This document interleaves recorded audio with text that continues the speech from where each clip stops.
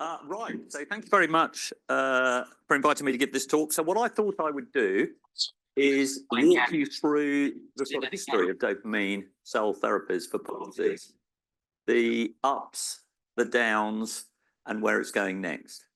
And one of the things that I would like to emphasize is that this is still very much at the experimental stage, so we don't know whether it will work. This field has a tendency to run slightly ahead of where it actually is. And there's also no reason, I think it's Jodie here, there's no reason to think that these therapies, unfortunately I was on the other side of the meeting, there's no reason to think that these therapies like GDNF, cell therapies, and then disease-modifying therapies, small molecules and drugs, could not ultimately be used synergistically. So we often view it's one or the other, and I suspect ultimately you could join all of these up. When they're in the experimental stage, you obviously got to take it through the first stages to check it's safe, it's tolerated, it's feasible before you can move it on. So I'm going to start off with a slide which is a little bit embarrassing about what is Parkinson's disease, not because this audience needs any education about that, but the point I want to make is that the treatment of Parkinson's disease in 2024 is essentially all around the dopaminergic system and the complications that arise from it. And one of the things we know, and you will know better than I do, is that dopaminergic drugs, when they work well, work very well. So in the early stages of the condition, people on dopaminergic medication essentially can go back to pretty much normal. Now, why is that relevant? It's relevant because it means that that pathology in the nigrostriatal pathway is critical for the expression of Parkinson's disease, and if you could repair that, it would make a significant impact on the condition. What it wouldn't do is it wouldn't treat any of the problems that sit outside of that system. So any problems that one has that are not related to the dopamine system would not be helped by this. It will not be a cure because you're not dealing with the underlying problem. You're simply replacing a system that is dysfunctional. But it does have the potential to dramatically change the natural history of this condition if it really worked. And the other thing I just want to say at this stage is that we often talk about disease modification. So this is meant really to be drugs that slow down the disease or actually stop the disease. Good symptomatic therapies are disease modifying. So we don't have the exact figures, but Parkinson's in the mid part of the 20th century, your life expectancy with Parkinson's disease was probably no more than 10 years. Because without any medication at all, the motor features would progress and people would die early with Parkinson's disease because there was no effective treatment.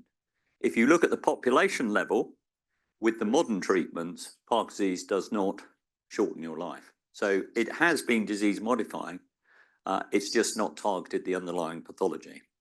So this is what I'm going to be talking about, is really around dopamine replacement. And so there is a clear therapeutic reason and rationale for replacing the dopamine cells. And in the human brain, for reasons best known to nature, then the brainstem, the nigra, which sits here, on either side of your brainstem, you have about 400 to 500,000 dopamine cells. And when you lose half of those, so about 200,000, you develop the first motor features of Parkinson's. And that's important because if we could put back 200,000 dopamine cells, in essence, we should be able to put that system back to normal. So that's a tractable problem and a tractable number. We're not trying to produce billions of cells as you would for people who have stroke. We're trying to produce a relatively small population of cells around a very specific type of cell, which is the dopamine cell of the type lost in Parkinson's. So then, having decided that you're going to go after the dopamine system, the question is, how do I do it? How do I repair or replace those dopamine cells?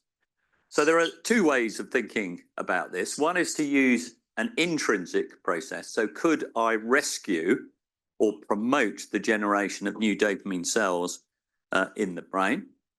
The second is to say, I'm just going to transplant in that which is lost, namely the dopamine cells which have died off. So if we think of how we could do this from within, I'm not going to talk about this, but obviously one possibility would be to say, do you make new dopamine cells throughout life? And does that fail? And could I then recruit that system to increase dopamine, the production of new dopamine neurons in the brain? Whilst this was proposed a number of years ago, there's no evidence in the human brain that we make new dopamine cells once we get beyond the first few weeks of life. So there is no active replacement in dopamine cells in the adult human brain. So trying to recruit that system to make more in the face of those which have lost due to the condition is not possible. So whilst it's a nice idea, that is not really viable. The second, which I'm not going to talk about, but is an area of great interest, is the idea of actually directly reprogramming cells in one's brain. So the idea here would be to say, in the striatum, which is this bit of the brain where you have dopamine working, I've lost dopamine. Could I recruit 200,000 other cells which are sitting there, which are not dopamine cells, and convince them to become dopamine cells? So there are these things called glial cells, which are the support cells of the brain. Could I convert 200,000 of those cells, which just sit in the brain, into dopamine nerve cells itself? And people are very interested in that. But at the moment, the efficiency of that process doesn't allow one to think that that can actually be used. And the third, which you've been hearing about before the coffee break, is can I regrow and enhance what's there through the addition of some fertilizer, some trophic factor. And GDNF is obviously one which is now come back to clinic and is looking very promising. There are other factors which are out there. CDNF is another one, which is also being very heavily explored and may be useful. So one can think of trying to repair the system from within. The alternative, which is what I'm going to be talking about, is let's just forget it. It's gone. Let's just replace it. So the strategy here is I simply want to put back 200,000 dopamine cells of the type that you lose in pug disease. So it's not any dopamine cell. We have lots of different dopamine cells in our brain, dopamine cells in your eye. What we're actually after, we're after the dopamine cells of the type that are specifically lost in pug disease, which are called these nigral dopamine cells, which are also called the A9 dopamine cells. So the strategy here is I need to make 200,000 or find 200,000 A9 dopamine cells to put into your brain to repair that system. And so why would that be an advantage? Because obviously what I'm talking about is putting back dopamine cells, but we have lots of dopamine therapies and they all work quite well in the early stages. So why would you even bother with this, given we already have lots of things we can use in the dopamine system? And the reason for this, I would say, is threefold. One is, if you just replace dopamine where it's lost, then by putting the dopamine cells back there, you would avoid all of the complications that you see with the dopamine medication, which stimulates bits of your brain you don't wish it to stimulate. So that will include, so the dopamine system is very extensive in the human brain, and the drugs will stimulate areas of the brain to do with thinking. They will stimulate areas of the brain to do with impulse control. So some of you will know with certain drugs, people can develop unhealthy habits. These therapies would not cause that because they're only going where dopamine is lost. And it would also avoid some of the complications you see with the drugs exacerbating other aspects of the disease. So a lot of the dopamine drugs can affect blood pressure. Blood pressure tends to be low in Parkinson's disease, so some of the complications from the medication would be avoided by virtue of the fact that you would only be replacing where you need it. So that's one advantage. I'm just going to put dopamine back where it's primarily lost, and I'm not going to fiddle with the dopamine systems which largely are intact in other parts of the brain. The second major advantage would be if I put back dopamine nerve cells, they will release dopamine in a way that they should normally do that. In theory, that will avoid the complication which you see with L-DOPA medication, which are the dyskinetic movements, which are a function of disease duration and dose of medication, and inevitably occur in patients when they've had the disease for 10 or 15 years. And that results from the fact that when you take the oral medication, you stimulate the system in a non-physiological way. If I put back physiological dopamine cells, that should disappear. So the first advantage is you won't get any side effects, which you can see with these other drugs, particularly the dopamine agonists. Secondly, in theory, you shouldn't get any dyskinesias with this medication. And then thirdly, it has the potential to be a one-off treatment. So the great hope for this therapy is that, you know, if we can get this to work consistently, you could turn up with your Parkinson's, you could have a dopamine challenge to make sure you respond to the medication, you have a transplant, you replace dopamine where it's lost, you wouldn't be expected to get dyskinesias, you wouldn't need to take medication, you wouldn't need all the neurosurgery and the other infusion therapies to treat the complications because they wouldn't arise as a result of this. So it holds huge potential. But as I say, we still have some way to go. So is this a new field? So everyone talks about this as though it's only just begun. And those who were there yesterday and heard Anders Bjorklund talking, the first ever experiment to try and demonstrate that you could put cells into the brain and get them to regrow was done 50 years ago this month. So this is not new. What is new is the capacity to actually find a cell that could be made to the level and the quantity and the fidelity needed to actually treat people with Parkinson's, which up to now has been a problem. So in the 1980s, this began. These are all the clinical studies, and I'm just going to walk through a little bit of this. So the original work, which began in the clinic in the 1980s, was to do with not using dopamine nerve cells, but was to using cells that came from a gland that sits next to your kidney called the adrenal gland. So the adrenal gland produces things that keep your blood pressure up. So if you ever take fludrocortisone, keep your blood pressure up, that's what's normally produced by the adrenal. But in the middle of the adrenal, you produce adrenaline and noradrenaline. And so when you get a bit excited, as I do up here, that is pumping out, and that's coming from that source. And that also contains a little bit of dopamine. So people were very interested in this idea in the 80s and in the early part of their 90s, that what you would do in Parkinson's is you would take the adrenal out the tummy and shove it in the head. So this is autologous. You don't have to worry about rejection. You don't have to worry where you're going to get the tissue from. You just essentially take the adrenal out of the patient and put it somewhere different.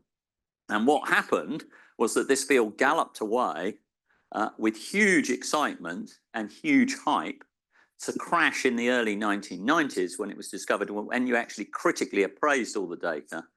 It didn't work because really none of the patients showed any sustained benefit. There were serious complications from it. And actually, when you looked at the work that had been done in the lab, it was clear from the work done in the lab, it wouldn't really work in the clinic. There wasn't much dopamine in those cells, and B, all the experiments were done in animal models and such like didn't really work. And that's important because people say this field is troubled by the fact that when you do things in the lab, they work and then they don't work in the clinic. I would actually say in this field, it is a very consistent response. So if it works in the lab, it is predictive of working in the clinic. The problem in the clinic has been trying to get consistency, which I'll come back to. But during this period of time, importantly for our discussion this morning, is that there were a number of studies done where people took, after the adrenal failure, it was thought that a much better source of cells would be to get the dopamine cells from where you would normally expect to get your dopamine cells, which is from the developing midbrain. And the idea here is to say, I'm going to use another source of dopamine cells from aborted fetuses to put into the brain. So this is obviously very ethically contentious. It's also logistically quite difficult, and I'll come back to that point. But essentially the idea was to say, women go for termination of pregnancies. Can we collect the aborted fetus, dissect out the bit of brain where the dopamine cells normally develop into the substantia nigra in adults? Could we take those and inject them into the brain and replace the dopamine cells which have been lost? And this was done in many different sites, in many different ways, but there were a couple of important proof of principles that came out of this. So when you think about it, and Anders didn't really say this yesterday, when you think about it, it is absolutely bonkers, this idea. So you're going to take aborted fetal tissue, so that's dead fetal tissue. I'm going to dissect out the area of the developing dopamine cells, and I'm going to shove it into the brain of an adult person who has a brain disease. You would expect it will die and you'll see no effect. I mean, why would you expect it to survive and do anything? I mean, it just seems crazy. But in the animals, it worked. And so when it went into clinical trials, essentially what we showed was it was very variable. Well, when it worked incredibly well. So it's a proof of principle. So here are two patients who were in London, followed up in London initially by Neil Quinn and then by Tom Fultonay, who went to Lund in Sweden, which is where Anders and the team pioneered all this, and they had fetal dopamine cells transplanted into their brain 10 years into their condition. So these were two patients that were reported, I think, in 2015. And so on this slide, so this is time along here. So at this point, they've had Parkinson's for 10 years, and then they've been followed up for nearly 20 years. At this point, they were all on medication. And as you would expect, they had fluctuating disease and their dopamine levels in their brain were very low. They then had 2 transplants of fetal tissue. Not much happened until about 3 to 5 years when clearly things improved. And now you can see they have this thing called the UPDRS motor score of about 20, which is about the score you would have when you first present with your Parkinson's. So in these 2 cases, the transplant halved their deficit on this, put it back to what it was like at baseline. It was then maintained over a 20-year period. So at these points, these 2 patients are now 30 years into their Parkinson's. They're on no medication, and they have normal dopamine levels in their brain on imaging. Now, these are the best cases, but it shows that it can work, and when it works, the results could be very dramatic. So it's very unusual, and you'd never expect to see this with any other therapy. As Anders mentioned yesterday, there was a patient in Sweden, patient number 4, who had a transplant on one side of the brain, interestingly improved on both sides of their body, maintained that improvement, came off their medication, had lots of studies, and then died 24 years after their transplant. They developed Parkinson's dementia. And that shows that this therapy doesn't prevent that or stop that. But importantly for our discussion today, this patient on the side where no cells were put in, you can see nothing. This brown is actually a stain for the dopamine cells. So there's nothing, just what you'd expect. This person's 35 years into their Parkinson's. You wouldn't expect any dopamine. On this side, all of that is the surviving cells that were put in. So 25 years, nearly 25, quarter of a century earlier, they had the cells transplanted in and they survived. They turned into dopamine cells and they grew into the host brain, and this patient derived a significant benefit from it. So these early studies towards the end of the 20th century showed that when it worked well, it worked very well. And that not only improved patients clinically over decades, it restored dopamine levels back to normal. And when they died, that restored dopamine level correlated with what you found in the brain, which was lots of surviving dopamine cells. So this shows it could work. So why hasn't it become a little more popular? Well, the problem was that in America, when Bill Clinton came into the White House in '92, NIH funding was allowed for fetal tissue. Up to that point, the federal government would not allow funding of human fetal tissue transplant trials. Bill Clinton allowed it, and 2 trials went ahead. Both were very different. And essentially what those 2 trials showed was that they could not reproduce the results that had been seen in these patients in Europe. So by 2003, essentially, this whole area had ground to a halt. It was felt it didn't really work. Deep brain stimulation, which had begun in the early 90s, had now become a very favored therapy. So cell therapy for Parkinson's disease fell completely out of fashion. So one had 2 options at this point. You could either say, well, we just give up, and actually all those trials have shown that it doesn't really work, or you could say, can we go back and learn from that? So at this point of abandoning this therapy, probably in the world, 200 people have had this approach, if that. So very few numbers. And of course, what people often forget is that when new therapies are taken into the clinic, they often don't work. So, I may have bored you about this before, but when L-DOPA was trialed in the 1960s, it failed. So they gave L-DOPA to people with Parkinson's. They all developed horrendous side effects. They collapsed to the floor and vomited. And if you had taken that at face value, you'd have said, well, L-DOPA's no good for Parkinson's, let's abandon it. And I think most of us would say it's quite a good therapy. So they learned from that you had to modify it in order to make it better by giving this decarboxylase inhibitor so you could use lower doses. In the field of transplantation, the more senior members here will probably remember Christian Barnard, very famous South African cardiac surgeon who did the very first heart transplant. That patient with that heart transplant, I think, lived for 2 weeks. So for that patient, having a heart transplant made absolutely no difference whatsoever. He might as well not have bothered. But what that taught you was technically, you could put a heart in, you could restart it, and it could pump blood around the body and it would work. What you couldn't at that stage was stop the rejection. So a lot of advances in medicine take time.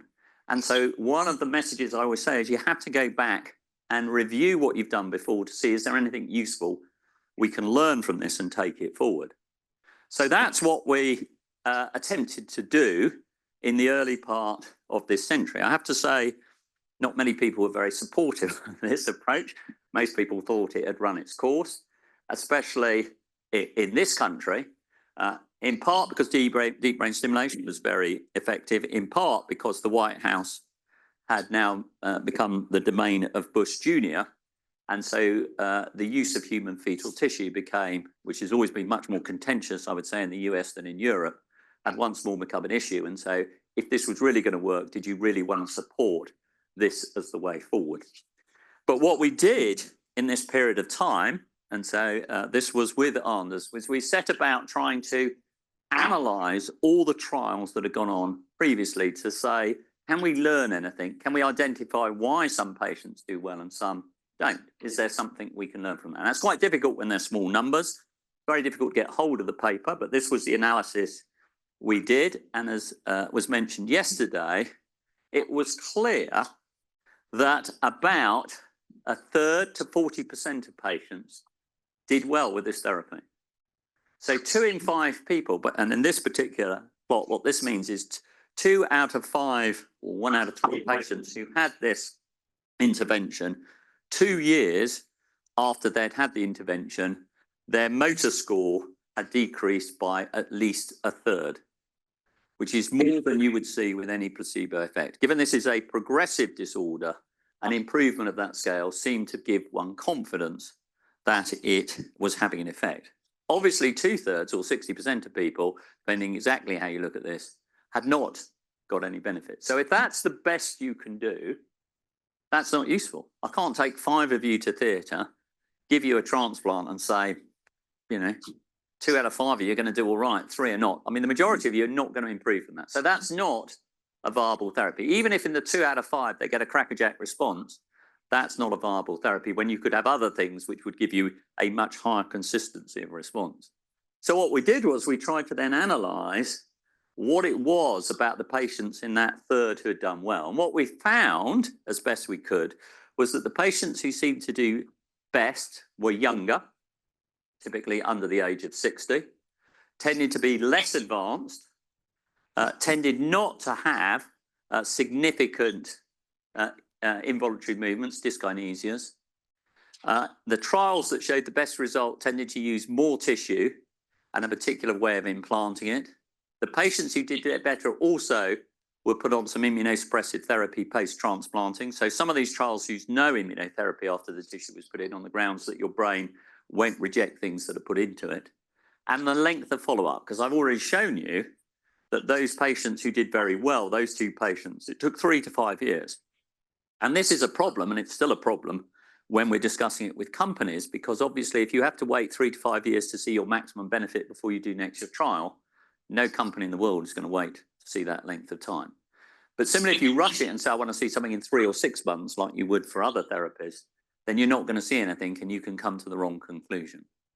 So we took all of this data and we tried to get funding to do a new trial based on the fact if we selected for these criteria, we could get a more consistent, better result. That proved to be very problematic, but thankfully the European Union, which we remember at that time in the UK, funded us through a thing called TransEuro. So TransEuro had basically two arms to it.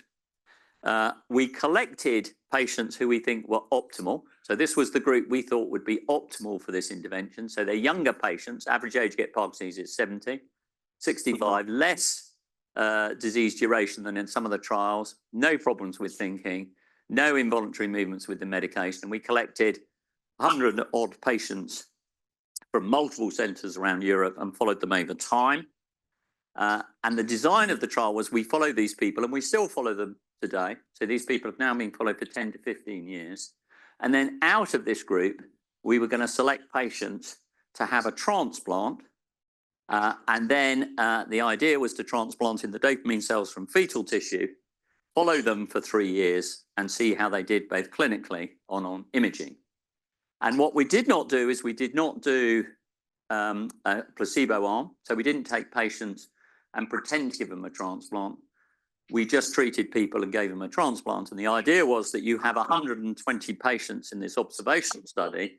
You randomly select the patients out. They have the transplant. You then compare the transplant group against this contemporaneous group of patients who haven't had it. So you've been following them exactly the same. The only difference between them is one's had an intervention and not. So this, we think, is a very good way of doing these trials because, as it turned out, this trial took forever and also never succeeded, both in terms of what it was hoping to achieve and in terms of the number of patients that were transplanted. And I'll come to that in a minute. But we think this is a very powerful way of actually assessing whether a therapy has made any difference. So what did we find in this study? So this original study was supposed to be 20 patients in the first study and 60 in the second. What we ended up doing was we ended up grafting 11 patients between 2015 and 2018. So it took us 5 years to graft one patient, and it took us 3 years to graft another 10 patients. And that was all to do with essentially problems around tissue availability, and I'll come back to that. But what did we find? What's the headline figure? Well, the headline figure is it made no major difference. So that's very disappointing. But what you can see is something has happened. So this is the control group. So this is 4 years up to having the transplant, and this is 3 years afterwards. So this is 7 years of data. So this group here are people with moderate Parkinson's who have not had any intervention. They've just been followed every 6 months to 12 months. And as you can see, they get progressively worse, as you would expect. This group is exactly the same. They were followed up in exactly the same way. They then had the transplants of these fetal cells on one or both sides of their brain, followed up at the same time. They did not get better, but clearly they haven't got worse. So it implies that we've done something, but we haven't made a major difference. So the easiest interpretation of that would be that we have not put in enough dopamine cells. We've only given a partial response because we didn't put in enough cells, or enough cells didn't survive. When we looked at a whole bunch of secondary measures, which all looks very complicated here, there's two things which came out as significant. One was the amount of medication that people took who had had the transplant went down. And secondly, the amount of time where they spent where the medication wasn't working went down. So their motor response, their scores got a bit better. They had less medication, less time off. That would imply, again, that we haven't given enough cells. We've got a partial response. And then when we looked at the imaging, so this is looking at dopamine imaging in the brain. So this is before the intervention and this is afterwards. This bit of the brain, so this is dopamine levels in the brain. This is normal up here. So you can see how far down we are. This is a bit of the brain called the caudate, which we did not transplant. And over the period of the trial, as you'd expect, in the transplant group, they got worse because we haven't treated it. However, in the bit which we did put the cells in, there was not a decline as you would expect, and which we saw in the control arm, but actually it went up a little bit. But you can see it's nowhere near normal. So all of this would imply that the reason we didn't see the result we were expecting was because we had not transplanted in enough of the cells that we want. And when you want to look at this pictorially, here is a patient. So this patient here essentially their motor score went back pretty much to normal, and their imaging went pretty much to normal. So this is what it looks like before, and this is afterwards. So all of this increased red here is the transplanted tissue. This is a patient who did not respond as well, and you can see there's relatively little change in the signal. So what this study told us was that we clearly were not getting enough dopamine cells in the brain to have an effect. I think and this is true because I still see these patients who are now, some of them are now 9 years after their transplant. They have not got any worse. So I saw one a couple of weeks ago. He's on slightly less medication than he was when I saw him nearly a decade ago. He doesn't have any bad off periods anymore, and he's no worse. So I suspect if we look at the 10-year follow-up on these data, these patients will be dramatically different to those who have not had the intervention.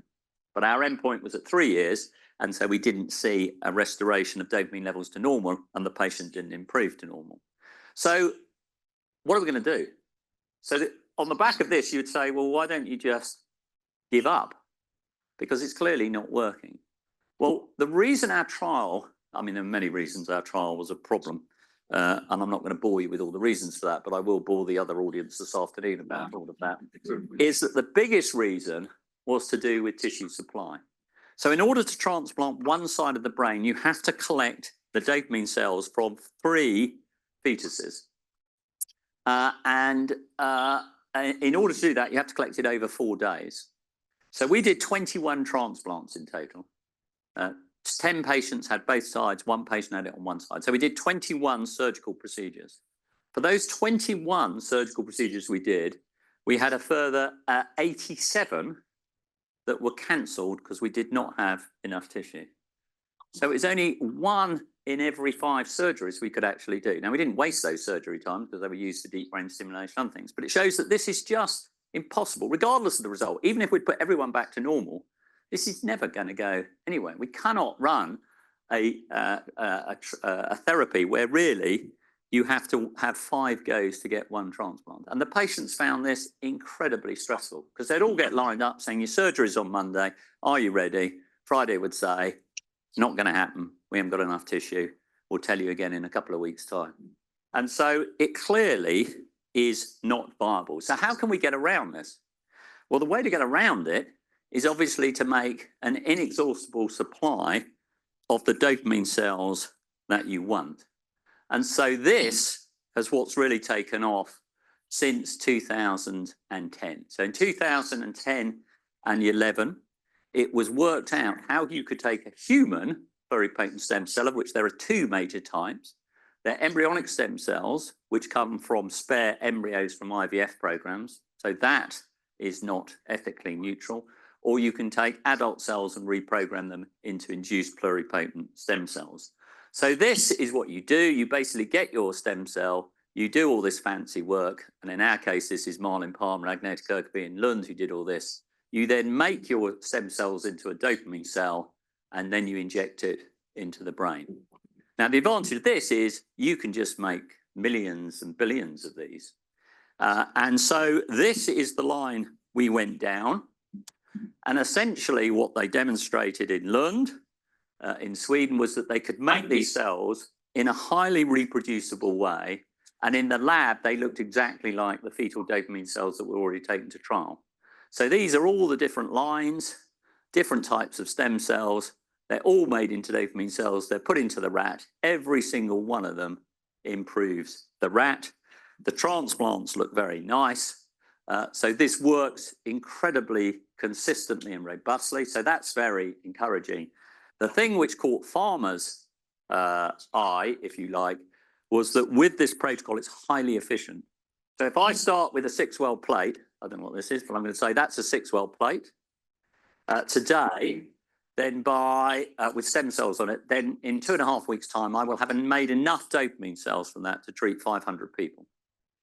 I have 100 plates and a robot, I have enough to treat 500,000 people.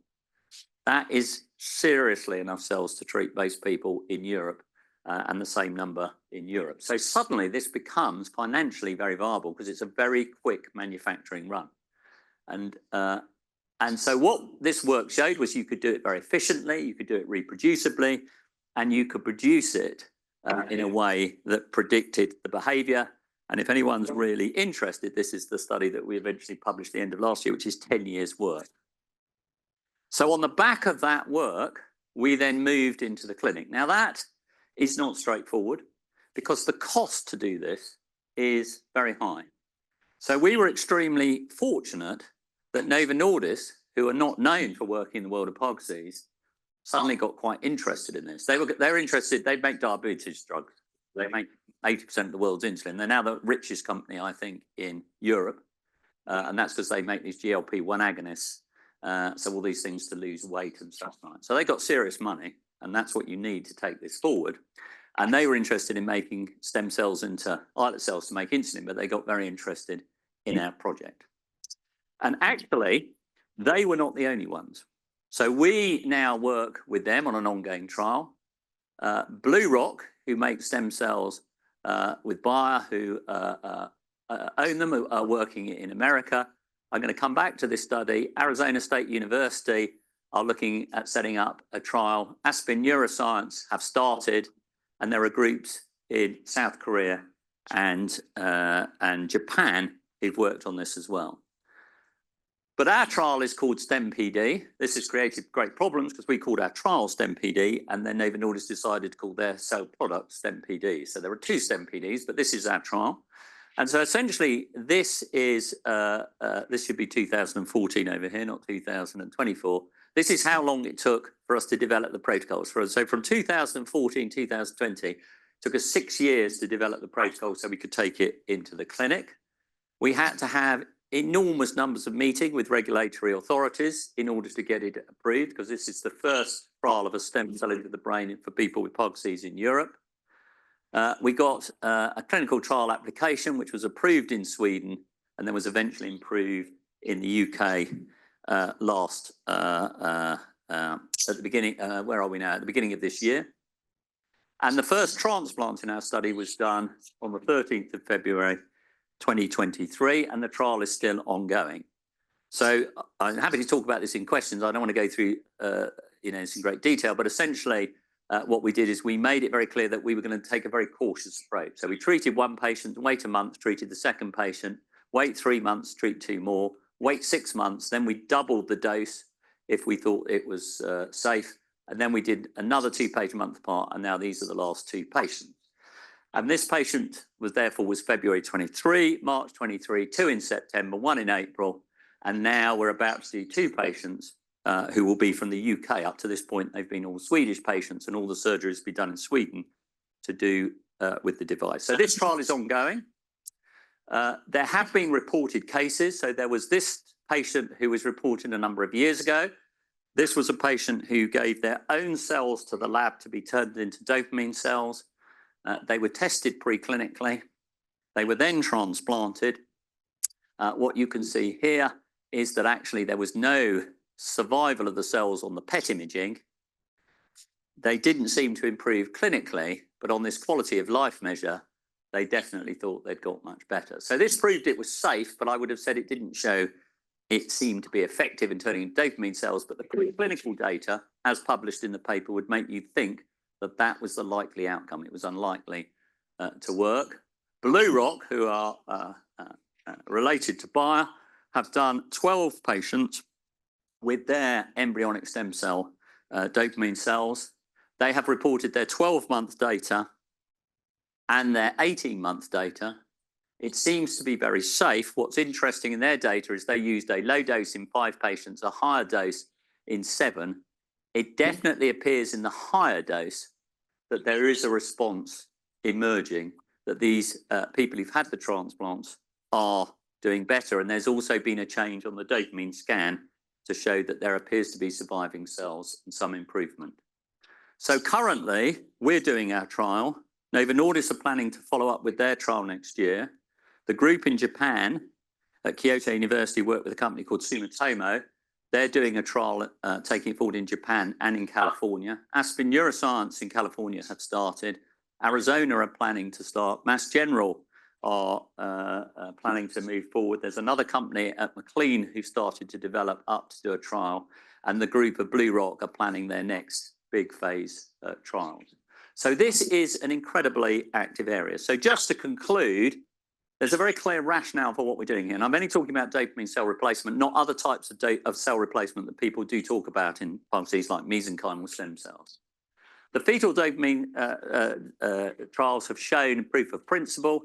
In our most recent trial, which people take in a very negative way because it didn't show what it was supposed to show, it was very informative and suggested that we're underdosed the patients.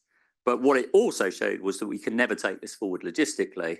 And now stem cell therapies are very much flavour of the month. And there's a huge amount of activity that's going on in this space over the next few years with huge pharma investment. So unlike academic work where you limp along getting a bit of money, if this is going to fly, it's going to fly in the next 5 years because they're not going to faff around the companies to see whether this works. And so finally, I just want to thank all the people who've been involved with this. This is a massive international effort. Particularly like to thank Novo Nordisk, who have a cell therapy team, only a cell therapy team, that's probably twice the size of the rest of our team. I'd like to thank my group. This is the STEM PD group. I'd particularly like to thank Marlin Palmer, if I can see her on that picture, who has led this programme on the preclinical side. I lead the clinical side. Agneta's done all of the work in the preclinical space. And finally, on a slightly more somber note, I just wanted to mention one gentleman, one scientist, Ernest Arenas, who was a very close friend and colleague who worked a lot on how dopamine cells normally develop, had been very supportive of this whole field. And sadly, Ernest died last week at the very tender age of 62. But I would like to just remember his contribution to this field. Whilst not being directly involved with cell therapies, a lot of his developmental work underpinned the work that we've done to take this to clinic. And with that, I'll finish and very happily take any questions.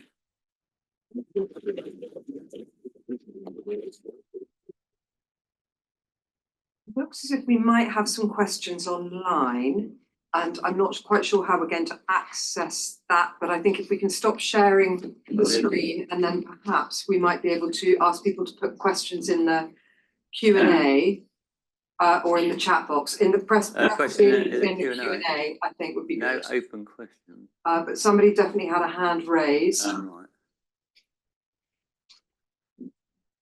So it says Ken Pitson.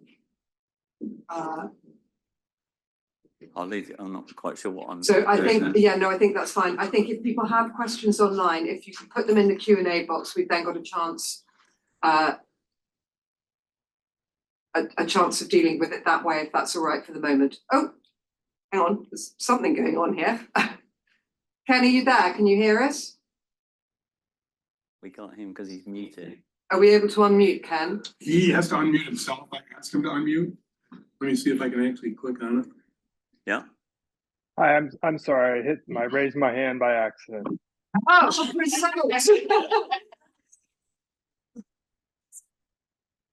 yeah. That's brilliant. Okay, thank you. Right, questions from the room. Jodie, in front of me here. Hold on, let me just check this is on. Thank you very much. So you mentioned a higher dose and a lower dose. What actually was the size of that dose in terms of the number of cells you're transplanting?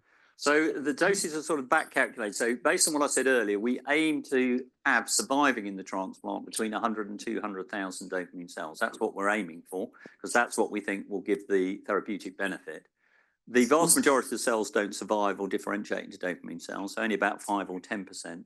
So the number of cells that each team is transplanting is a bit variable, but it's in the region of 4 to 8 million. And they're normally delivered as small little deposits. So in ours, we have 5 tracks in this target structure, and we put 8 deposits in each track. In the New York group, I think they do 3 deposits, 3 tracks. But it sounds like a lot of cells, but actually it's not a huge number. Can we go to Rachel? Rachel, would you like to try and unmute and see if you'd like to ask your question?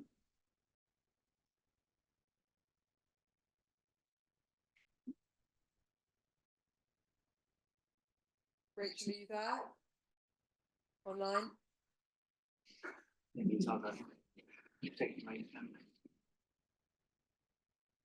I don't think we can quite bring you in a minute, but we will do in a second. Michelle. I'm just following up on that response you just gave. Why does only 5 to 10% of what you implant actually survive? What happens to them? Yeah, it's a very good question, and we don't really know the answer to that. So with fetal tissue, for example, it was the same number. And the assumption is that a lot of the cells die because obviously you're putting it into a pretty toxic environment. So it's not. So one of the questions is, what does the Parkinsonian brain look like at the site where we transplant it? And it's not the friendliest site we've discovered. It actually has quite a lot of inflammation. Secondly, it's quite a traumatic procedure. So obviously you have to wake the cells up, put them into a needle, inject them into the brain. And obviously what you're doing is when you inject them into the brain, that bit of the brain having a bit of damage to it. So it's not a great environment for those cells to survive. So I think part of the problem is the brain in Parkinson's is not the friendliest. By injecting them, it's not the friendliest. And then there are factors that we don't quite know why some of the cells within that transplant won't become dopamine cells. One of our big concerns when we started this was that the regulators would say, we need to know what every single cell in your transplant is and what it's going to become. And we thought this could take forever. But actually what they wanted us to say was, do you have enough of the right cells? So we know how many dopamine cells we want. And do you have none of the cells that you worry about? So obviously the cells we worry about are the stem cells, because if we've got stem cells in our transplant, they will carry on dividing, and they may do it slowly to begin with, but ultimately they will just turn into a lump, a tumor, and that will be serious trouble. Now, in the 1,200 animals that have been grafted in Lund and our own experience, our own place, we've never seen a tumor with these cells. And in fact, the way you make stem cells into dopamine cells not only encourages them to become dopamine cells, but it actively kills off stem cells. So it's not a very efficient process, and people will say it'd be better if it was more efficient, and that might be the case. But given you're not looking to make millions of billions of cells, even if it's pretty inefficient, you're not having to put in that many to make the number that you need. That's the follow-up is how do you make them become dopamine cells and not become something else as they're pluripotent?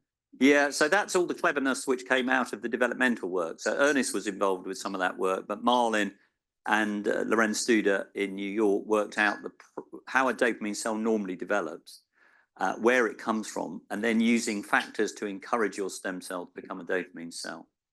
And so that's where developmental biology helps you understand how to make something into a dopamine cell. So it's a sort of cookery, basically. It's a recipe to make them into the dopamine cells. And of course, it's not straightforward. And if I was a stem cell, I probably wouldn't become a dopamine cell. Why would I bother becoming a dopamine cell? Because, I mean, you only have 1 million in total. And you've got, trillions of cells in your brain. You've got all your skin. You think if I was a stem cell, I'd either become a skin cell, liver, or just some sort of glial cell or something like that. So actually trying to make them into what you want them is not straightforward. But that's been cracked. So that now works very well. Any other questions in the room? Blimey, I can't believe you'd let Roger get away so lightly. Oh, Maria in the back. I think Sean's got a mic. Your trials are in Sweden and United States, Great Britain. What about other countries? If someone from France, I'm from France, obviously, would like to participate in such a trials, what do they do? Yeah, so the big problem, so the reason all of our patients are going to Sweden for the transplant is that the device that's been used to deliver the cells was made in the hospital in Sweden and has been used since the 1980s, 90s. So that device is only licensed and insured to be used in Lund, so we can't use it anywhere else. And that is one of the problems at the moment, is what is the device? Because if you haven't got a readily acceptable device, how can you roll it out across different countries and such like? Now, there are systems which are out there that people are using. And obviously, Novo Nordisk are planning in their trials to make these international, much the same way as GDNF. The initial trials are normally concentrated in 1 or 2 centres with expertise to show you can get it to work and show it's feasible, and then expand it out. So I don't know.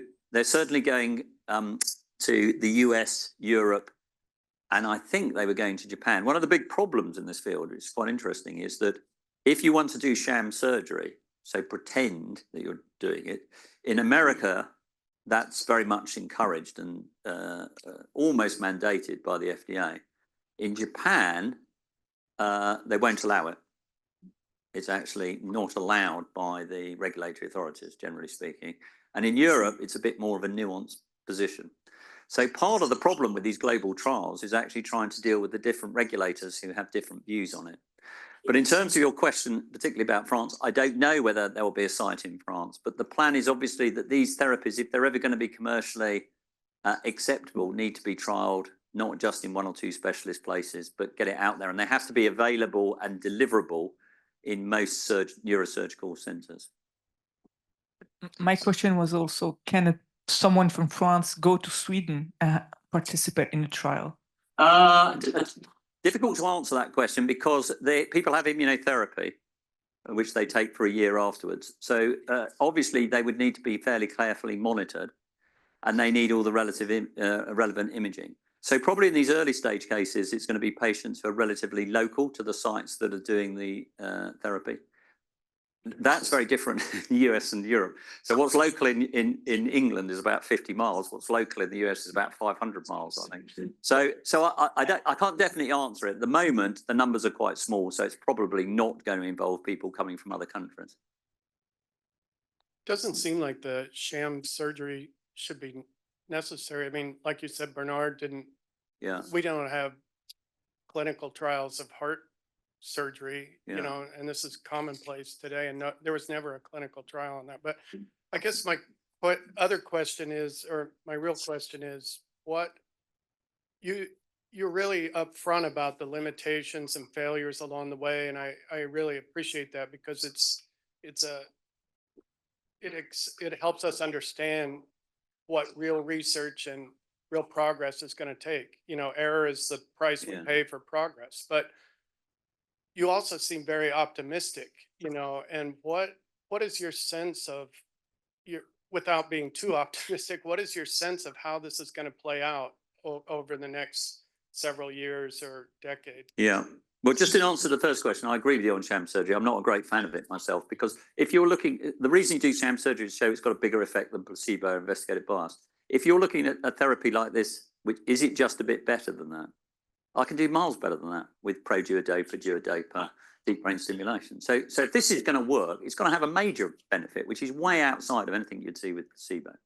So I think you don't need sham surgery myself, but I'm probably in a minority view with that. The second question, which was why am I optimistic? Yeah, how do you see it playing out? Yeah, so I suppose I'm optimistic because I think for a number of reasons. One is intuitively, this seems to be very obvious. I mean, if you lose dopamine cells, get POGSs, stick back some new dopamine cells. I can't think why that wouldn't work. It's not a very complicated equation. Secondly, we know it has worked, both in terms of pharmacology, giving people dopamine drugs and the fetal transplant. So we know it can work.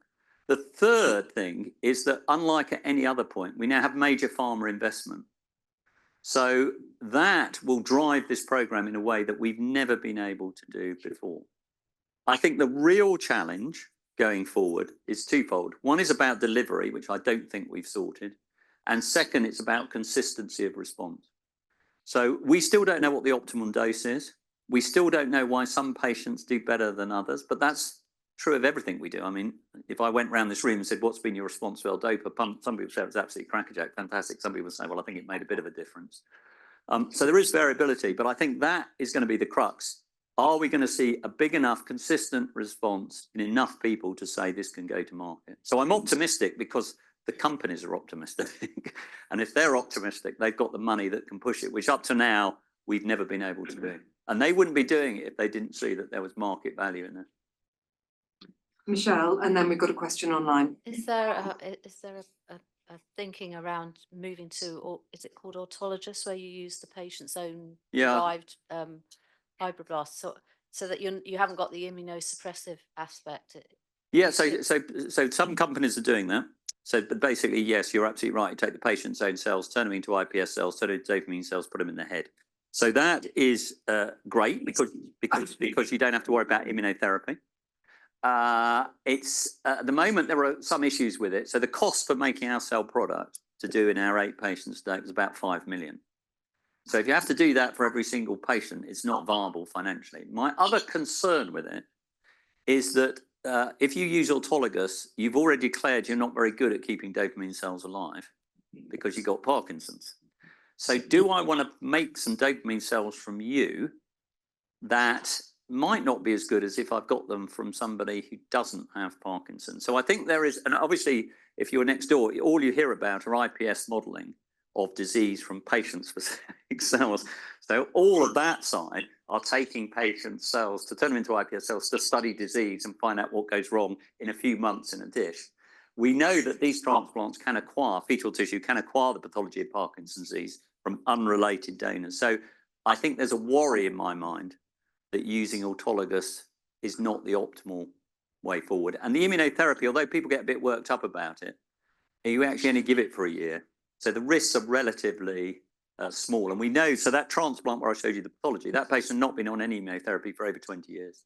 So the cells survive long term once you get past the initial period. Question online, how long after the transplant would you expect to see clinical improvement? So you'd probably have to, so in the animals, you don't see anything till about 5 or 6 months. And that's true with the fetal as well as the stem cells. In patients, it's taken at least a year before you see anything, and probably 2 or 3 years more, because these cells have to turn into the dopamine cells. They then have to connect with the brain. Your brain has to connect to them. And then to some extent, you have to learn to use them. So it is a longer time than you would take for a drug. And that's where it's quite difficult for companies, because if I developed a new drug for hypertension, high blood pressure, I wouldn't want to give it to you and say, come back in 2027 and let's see if it's made a difference to your blood pressure. You want to know when it's made a difference in a week or two. So it's a completely different concept about waiting for these therapies to work. And that is part of the tension in these trials. I've got one final question actually for you. Yeah. Which is, so you're replacing dopamine cells. Yeah. How are you going to protect them long term? Because you've still got pathology of Parkinson's there. How do we deal with this combination approach? So, I mean, there are 2 ways to do that. One is you could say, well, someone come up with a clever way of modifying the disease. And if that works, then I can go home because I think you don't need cell therapies at the end of the day. The other approach which people are taking is obviously the pathology of Parkinson's disease relates to alpha-synuclein. And that's what lies at the heart of it. So the beauty of stem cells is, of course, you can engineer them. So one thing is you could take a stem cell, you knock out alpha-synuclein. So those cells do not have alpha-synuclein. You turn them into dopamine cells. So those dopamine cells have no alpha-synuclein. So they could never get the pathology of Parkinson's disease. Now, 1% of your brain is alpha-synuclein. So it clearly isn't there just to give you Parkinson's. It's clearly got other roles. So it's a little unknown if you knock it out, whether that's going to have some consequence. But that's the sort of approach that people are taking. And in that patient I showed you at 24 years, he had Parkinson's pathology in his transplant. About 25% of the cells had it, 75% did not. At that rate, by the time that patient is 176, his transplant would have fully failed. I suspect something else may have got him before then. Any other questions? You try and hit the same spot as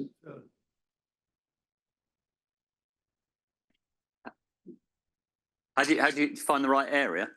the same spot as when they do the deep brain stimulation. Yeah.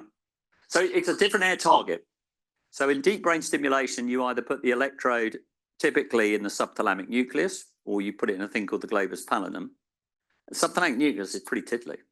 What we're going for is a big area called the putamen, which is where dopamine is most lost in Parkinson's disease, and you can plot it out on a MRI scan and then target it to that. So in the modern era, hitting the right target isn't a big issue. And unlike gene therapy, where you're infusing something to fill an area, what we're trying to do is put in lots of little deposits of dopamine cells so they can grow out and innervate that whole structure evenly.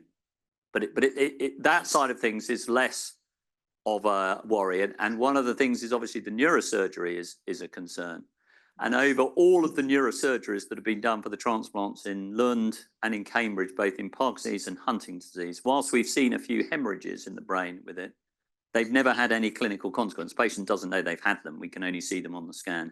There has never been a major neurosurgical complication from this procedure. So in that sense, it's quite safe. And in neurosurgery, every day they're sticking things into people's brains to do biopsies. It's really the opposite here. So in the world of neurosurgery, this is very boring because it's a long time. You have to wait to have the surgery, but it's not that complicated in terms of doing it. Any more questions for Roger? In which case, Roger, thank you very, very much indeed. That was absolutely fabulous.